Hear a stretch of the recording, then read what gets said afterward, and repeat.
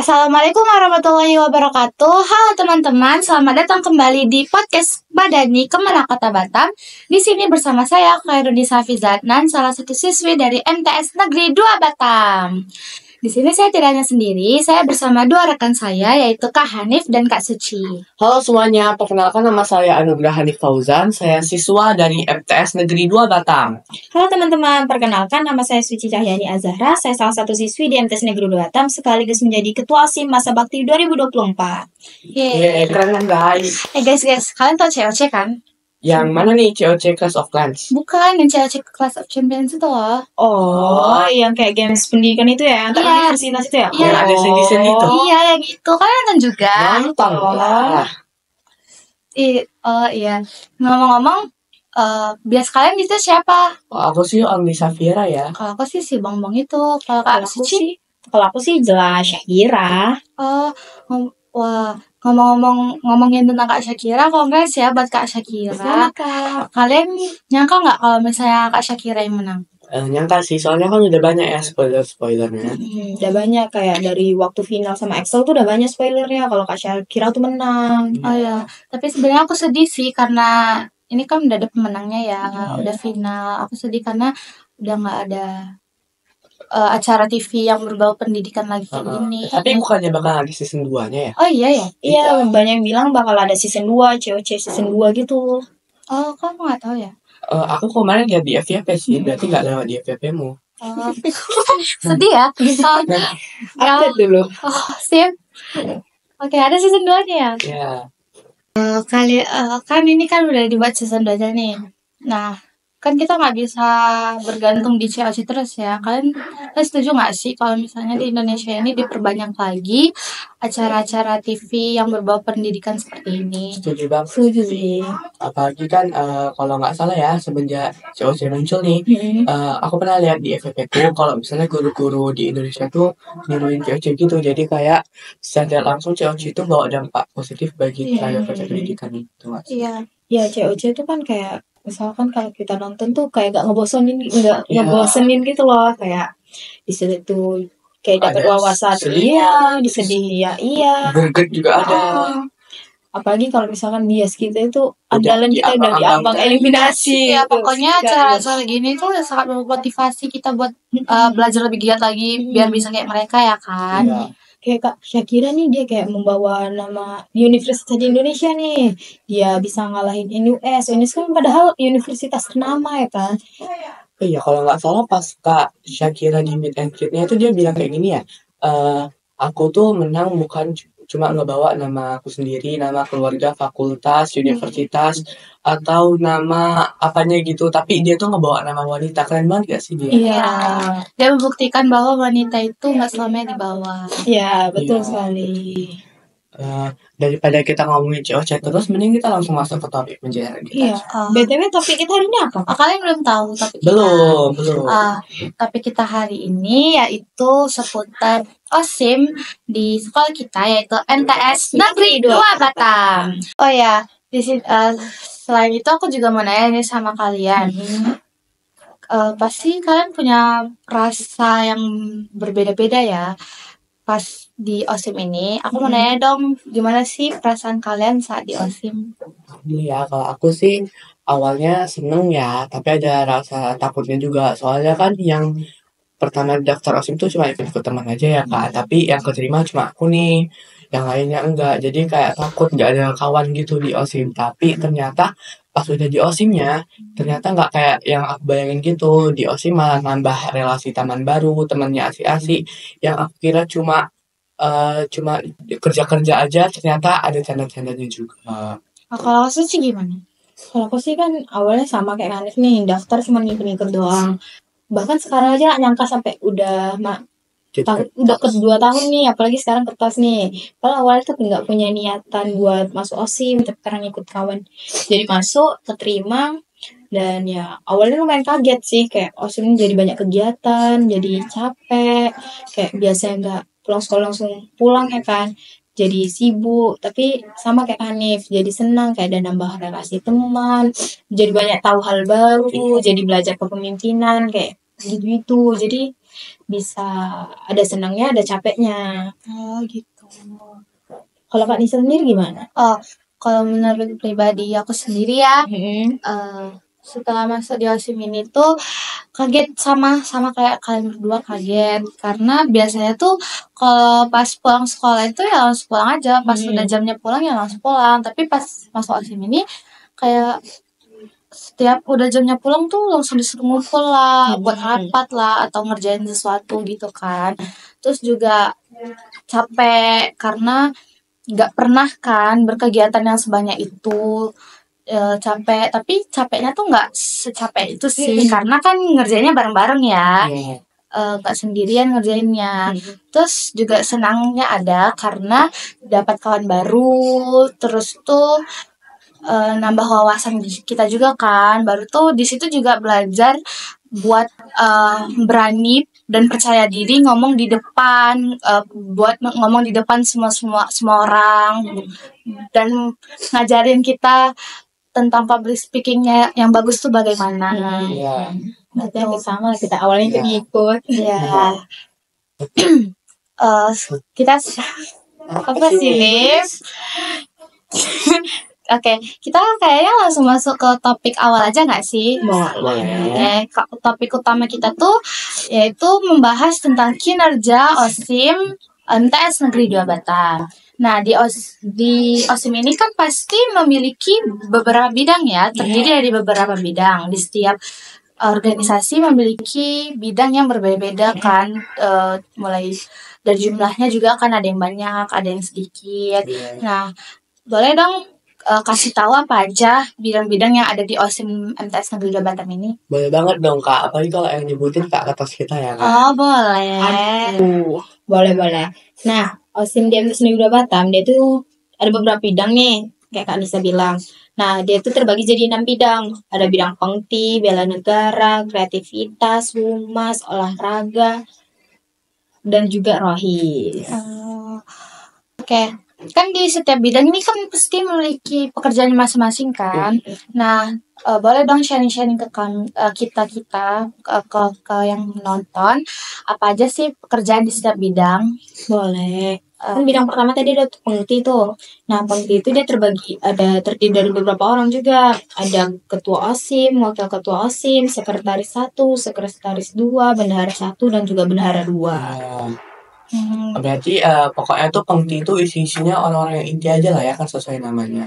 Iya, kayak sesuai namanya kan pengti itu singkatan dari pengurus inti. Nah, tugas mereka tapi berbeda-beda nih walaupun mereka di satu bidang. Kayak ketua OSIM sama wakilnya nih mereka yang mengkoordinir semua koordinator tiap bidang, mereka yang mengarahkan, kayak menyuruh itu pengurus dari ketua dan wakilnya. Nah, sekretaris itu tugasnya mereka itu kayak yang membuat proposal, yang ngajuin ke pihak sekolah, yang buat catat-catat hal penting itu dari sekretaris. Nah, sedangkan bendahara mereka yang mengurus uang-uang gitu, kayak uang kas bulanan OSIM, kayak uang-uang buat lomba itu bendahara yang ngurus. Kalian udah bayar uang kas belum? Waduh, Kak bendahara. Udah lah ya, pasti udah. Nanti ditengok ya di buku. Awas kalian ya. Oke, Kak. Oh ya, di sini ada bidang kedua yaitu bidang bela negara ya Kak. Nah, kebetulan aku tahu nih gimana cara kerjanya bidang bela negara. Boleh nggak saya nyebut? Boleh ya. Nah, di bidang bela negara ini sendiri guys mempunyai pekerjaan yaitu mendisiplinkan, mengarahkan dan mengatur siswa-siswi yang ada di MTS Negeri 2 Batam ini bisa hilang matanya mengatur dan mengarahkan siswa-siswi yang ada di MTS Negeri 2 Batam ini. Nah, dan mereka juga yang siap siaga dan turun duluan buat untuk menegur siswa-siswi MTS ini jika ada yang mulai melenceng dari peraturan-peraturan yang tertera di sekolah. Nah, sebelum ditindaklanjutkan ke guru gitu sih ya. Kurang lebih ya sama sih kayak tim disiplin. Oh enggak Kak, tim GIS sama bela negara tuh beda. Oh iya, kita tuh punya rencana untuk bidang baru tuh, yaitu tim kedisiplinan. Tim kedisiplinan sama bela negara itu dua bidang yang berbeda, tapi tugas mereka tuh ya hampir-hampir sama lah kayak gitu. Nah, kalau bela negara itu kayak Kak Nisa bilang menegur, kayak menegakkanlah peraturan. Tim Dis juga, tapi kalau bela negara tuh kayak hal-hal Aturannya tuh kecil-kecil aja. iya kayak hal-hal yang nampak gitu loh, kayak nampak di kayak pakaian, kuku, terlambat itu bela negara. Gelang tuh juga boleh. Bela negara tuh yang langsung negur, Iya. yang kayak ngurus anak-anaknya. Nah, sedangkan tim kedisiplinan mereka tuh kayak ngurus kayak Yang mau cabut, ngerokok, pacaran tuh diam-diam. Ah, itu tim itu kedisiplinan. tipis lah yang ngurus. Nah, bela negara sama tim kedisiplinan itu mereka yang negur duluan nih, yang nggak sesuai dengan aturan, tata tertib, mereka yang negur. Tapi kan kadang kayak Banyak siswa yang kok ditegur tuh masih keras kepala, batu. Itu baru mereka kayak lapor ke guru, minta tolong guru untuk ikut Tindak belajar lanjut. ya, tindak lanjut. Iya, Oh seperti gitu. Sebelum masuk ke bidang selanjutnya nih, Iya. kalau nggak salah di bidang kreativitas sama humas itu collab. Iya Kak, ini betul. collab nih mereka. Jadi itu collab itu di bagian kreativitas nih kan. Mereka tuh yang menciptakan ide-ide baru. Kemudian ide-ide itu disalurkan ke si humas ini. Nah, humas itu tinggal mengeksekusi ide-ide yang diberikan oleh kreativitas tadi. Betul. Nah, kan ini kan terdiri dari dua bidang ya. Kreativitas sama humas. Iya. Nah, mereka pasti punya pekerjaan mereka masing-masing ya kan. Iya. Nah, boleh dong sharing-sharing ke kita bagaimana pekerjaan mereka? Boleh. Nah, kreativitas ini dia sesuai namanya nih, dia jadi ngerjain kayak tentang kreativitas, kesenian, kewirausahaan, itu mereka yang ngurus nih. Kayak misalkan kita lagi ngadain event nih, kayak pengen ngedekor yang tentang kesenian kayak dekor gimana mainan, nanti kreativitas tuh yang ngurus. Tapi kalau mereka kayak memerlukan desain untuk ngedit-ngedit, nah itu baru bidang humas. Humas kan kayak mereka yang ngurus kayak ngedit, kayak perlu desain tuh, nanti mereka humas tuh yang ngedit. Nah, humas juga dia megang di media sosial, makanya media sosial IG kami tuh kece-kece tuh anak humas yang buat. Iya. Untuk kalian juga ya yang belum follow IG-nya MTS Negeri Batam, boleh ya di follow. Nama IG-nya itu OSIM MTSN 2 Batam. Jangan lupa di follow ya guys, soalnya fit-fitnya bagus-bagus. Oke, kita lanjut ke bidang selanjutnya, ada olahraga. Ya, olahraga. Nah, dari tadi kayaknya yang ngomong Kak Suci terus nih. Hanif dari diam aja. Ayo Hanif coba sharing ke kita. Nah, olahraga kan ya. Jadi olahraga itu biasanya bidang yang paling disukai anak-anak cowok ya kan ya. Soalnya kan kalau misalnya kenapa? Karena kami tuh kalau misalnya mau ngadain event-event lomba-lomba gitu, si olahraga ini tuh biasanya ngajuin kayak lomba-lomba voli, futsal, kemudian ada tenis meja, atau lomba-lomba yang berbau sama olahraga-olahraga gitu. Nah, karena biasanya kan cowok-cowok tuh paling suka olahraga ya kan, makanya olahraga ini yang paling diminati sama anak-anak cowok. Terus kami juga tuh setiap hari Selasa biasanya ngadain senam pagi sama jalan sehat nih Kak. Nah guys, kan kebetulan sekolah kami dalam tahap pembangunan nih, jadi lapangannya terbatas. Nah, jadi nggak bisa dong ngelakuin kegiatan olahraga untuk semua siswa. Jadi kami itu kayak ngadain jalan sehat sama senam pagi itu berbarengan, tapi antara cewek yang sama cowok tuh dipisah. giliran. Ya, giliran antara cewek yang jalan sehat atau cowok yang senam. Itu bergantian terus setiap minggunya. Boleh tuh kayak kalian kalau misalnya bosen kan senam-senam. Iya, atau misalnya sekolahnya juga lapangannya terbatas, boleh tuh dicontoh ya kan. Iya. Oke, ini yang terakhir kan bidang terakhir ya? Enggak. Masih ada lagi Kak, bidang satu, Rohis namanya. Rohis. Bukannya Rohis sudah dipisah sama Osim? Belum Kak, Betul, belum. Kak. Rencana memang punya rencana untuk memisah antara organisasi Rohis dan organisasi Osim. Tapi itu bakal kami pisah di masa bakti selanjutnya. Gitu. Kalau boleh tahu Rohis itu apaan sih?